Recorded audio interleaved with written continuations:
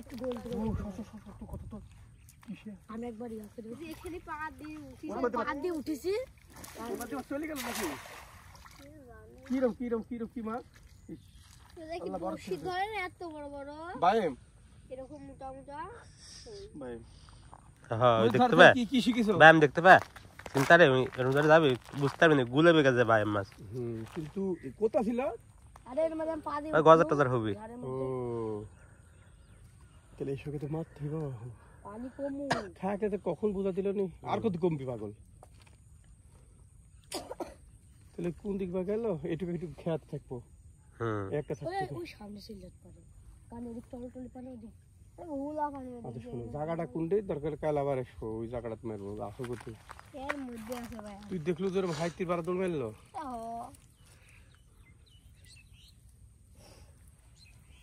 নাই পড়েনি